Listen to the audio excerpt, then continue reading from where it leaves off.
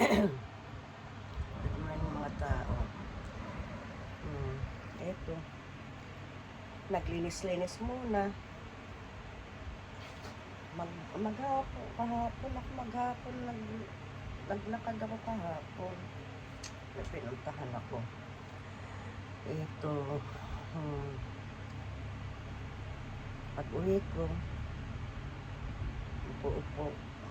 Naputulan tayo ng internet eh. Wala tayong linwa. Kaya, nakapaglinis-linis naman ako. Naglinis lang. General cleaning ako ngayon. Kahapon pala. Hanggang ngayon. Di pa tapos. Grabe. Grabe, diba? Mainit kahit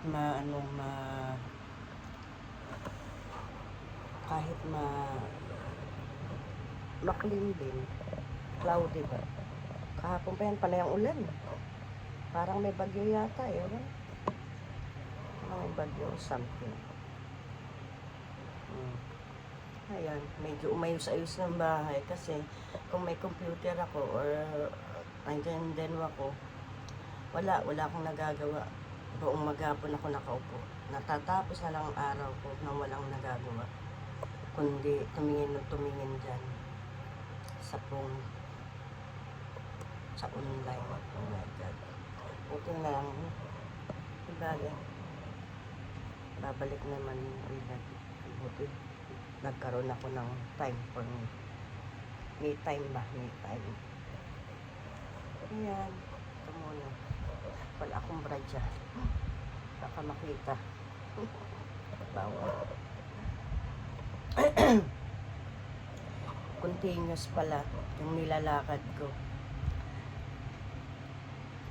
Sana naman dire-diretso na to. Manifest. God willing.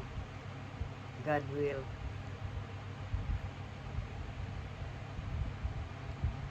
God plan this.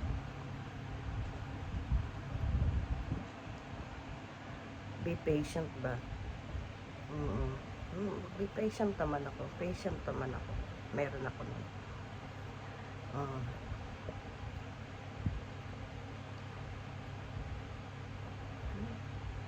Sa TikTok, may TikTok ako. May shop ako sa TikTok. Hirap naman. Unggoy na yun. Nagbibidyo ko. Pag binidyo ko, hindi pa raw lunch. Ano yun? Ba't sila pwede na? Pag ako, hindi pa raw lunch, ba't daw ako nagawa ng video? Shoppable daw.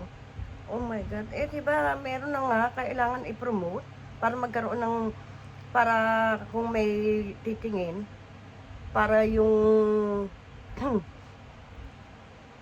may titingin doon, kung may magustuhan sila. O diba? Ewan doon. Ba't palagi 2 times yun, nagawa akong video? Ay, nag-stop na nga ako. Nainis ako. Balak sa buhay mo. Sila pwede. Nakikita ko, panay ang video na nila. Okay na okay. Lalo sila, shoppable talaga yung ginagawa nila.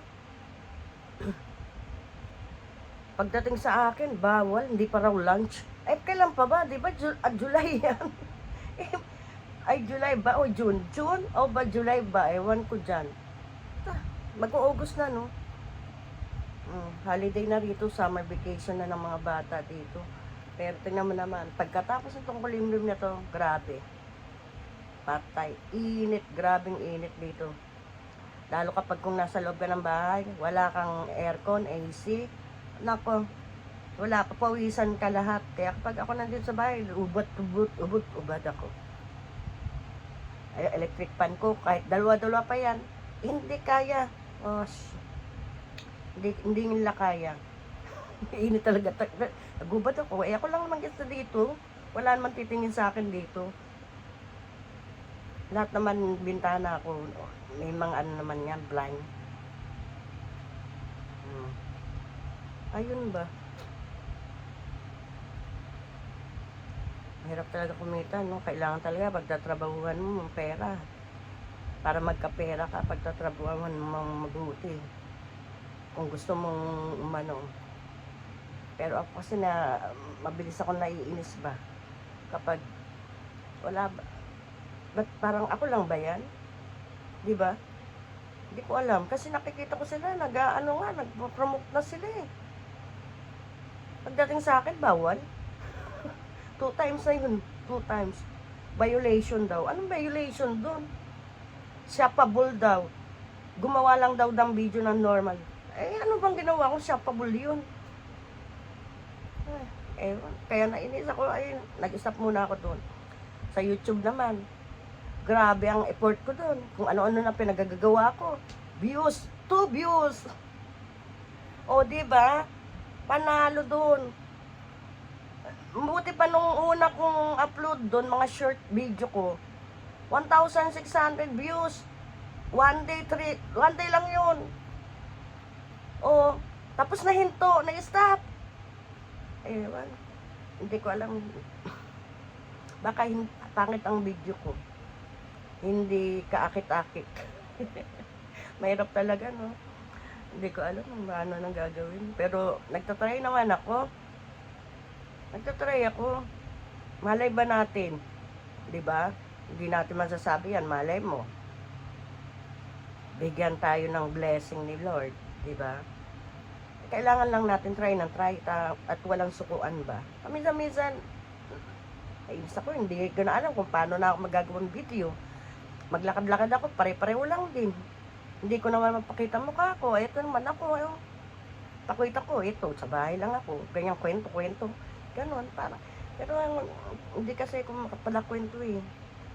Ganon ba? Pero try lang. Try natin. Try lang. Yeah. Try my best. O sige na mga mare ha. Bukas naman. Nagbibideo ko pero alam nyo, wala akong internet. Na-cut off yung ano ko. Cellphone ko. Na-cut off. 1 month pa lang eh. 1 month pa lang yun. Cut off agad. Alam mo kung magkano? $100. It's Mang Roxing ha. Babayaran ko sa kanya. Kaya ako naiinis niya. Magpapalit na ako ng cellphone eh. Papalitan ko na yan. Ayoko na mag-iPhone. Mga apps dyan, may bayad. Goy. Kada isang apps mong download dyan, niyakin. Oh. Kaya, ito, binubudol talaga ako nitong SoftBank na to. iPhone ko. Si Mang Roxing, kada buwan yun, si Mang Roxing. Panapanood ko naman yung YouTube kasi, kagawa ang video. Pero yun lang, grabe naman, di ba? Kasi yung internet ko, yung computer ko, nasira ba? Shit, ayaw gumana. Ayaw mag-power on. Battery siguro yun. Battery, dami na yun. Sayang, hindi ko computer dyan. May desktop pa ako dyan. Yung desktop ko, kahit kailan, hindi ko nagamit yun. Binili ko yun eh. 2015 yata binili ko yun. O 13, ganyan something. O 12 lang. Hanggang ngayon, hindi ko pa yun nagamit. Binuksan ko lang. Ganun na, hindi ko na maano. Ewan ko dyan. Dati may pera, ngayon hindi na eh. Hindi ko na masuportahan yung sarili ko ba. Nagtrabaho ko, 5 years, 6 years. Naijimi naman ako. Nabuli naman ako. Hindi na nga ako nagsasalita. Trabaho, bahay, sabaw, bahay. Iwas din ako sa kanila. Nabuli pa ako. Ewan ko sa mga tao. Siguro mga 6 years ako doon. Hindi ko na nakaya eh. Na-stress na talaga ako. Stress na ako. Tsaka nawawalan na ako ng ganong pumasok. Tinatamad na akong pumasok. Hindi ako happy. Kahit kailan naman hindi ako naging happy. Doon. Sa pagtatrabaho ko doon. Siguro sa trabaho okay naman. Alam mo, hindi ka happy. Sa paligid mo. Yung paligid ba? Ayun ba? Marami akong kwento sa buhay ko. Pero, hindi kasi ako pala kwento. Nahihirapan ako mag-share ba? Baka ma-judge ako. Ganon. Ganon ba? Pero namang mga taong nakaka-relate dyan. Hindi lang naman ako lang ang may gantong situation, diba? Maraming kwento. Namatay yung alaga ko, si Jasper. Namatay yun. Bigla-bigla na lang namatay eh. Nilaglakad pa kami, pumunta pa kami convenience 7-Eleven. Masigla pa siya doon, tahol-tahol pa yun, takbo-takbo pa. Pagbalik naman sa bahay, tahol-tahol pa rin, genki siya. Aba, maya-maya, nalungkot na, nagsuka-suka na ng anong laway na malagkit. Siguro mga 3 beses. Sabi ko, teka muna Jasper hintay ka lang, bukas, tingnan natin ngayon kung mag-o-okay ka, bukas dadalhin kita sa vet. Aba, hindi naghintay. Siguro mga 2 oras, 3 oras, alauna. Wala. Naghahanap na siya ng maanuhan niya. Parang maanuhan niya, himlayan niya. Hanap siya ng hanap. Nakita ko, nandun sa toilet ni Miko. Nung pusa. Naku, ba't ka nandiyan? Parang nakahiga na siya. Parang naghihintay na lang siya. Awang-awa ako. I feel guilty talaga. Kasi bakit hindi ko pa dinalhin na mismo doon? Gusto ko pa bukas. O baka talagang time niya na. Kasi matanda na, 14 years old eh. At saka nahihirapan niyang dumumi. Minsan hindi makadumi yun eh. Naninigas ang tiyan. Hindi ko nga nadadala sa doktor, sa vet. Kaya feel guilty talaga ako doon. Kaya grabe ang iyak ko doon. Siguro 1 linggo. Hanggang ngayon naman, naalala ko siya. Buti na lang may mga video. Kanya lang, ayoko nang panoorin mga video niya. Nalulungkot ako ba? Naiyak lang ako. Sumasakit yung puso ko. Kaya, kung maaari lang, ayoko nang manood ng video niya, ng mga picture niya. Paminsan-minsan dumadaan kasi sa ang post ko kasi, laging mga alaga ko eh. Kung di si Jasper, si Miko eh. Yun lang mga post ko eh. Ewan. Grabe pala. Kasi attached yun sa akin. 14 years old yun, nakasama ko. Mula nung namatay yung asawa ko. Siguro, nabili ko siya ng 2012. Oo, kasi ang asawa ko 2010, namatay. Umuwi ako ng Pilipinas. Palagi ang umuwi ng Pilipinas noon. Tapos, nung nag-stay na ako sa Japan, nalungkot ako. Ay po, makatingin nga ng aso, baka meron ako magustuhan. Ora mismo, binili ko si Jasper. May pera pa tayo noon, kaya easy lang tayo makabili-bili. Ayun. Nakuha ko naman si Jasper noon. Ayun, naging kasama ko si Jasper. Lakad kami. Laking tulong din kasi lang di ako naglalakad, tamad ako maglakad eh. Nung nakasama ko si Jasper, lakad ako ng lakad kasi kailangan eh, gusto ng asong lakad. Walking ba? Ganun.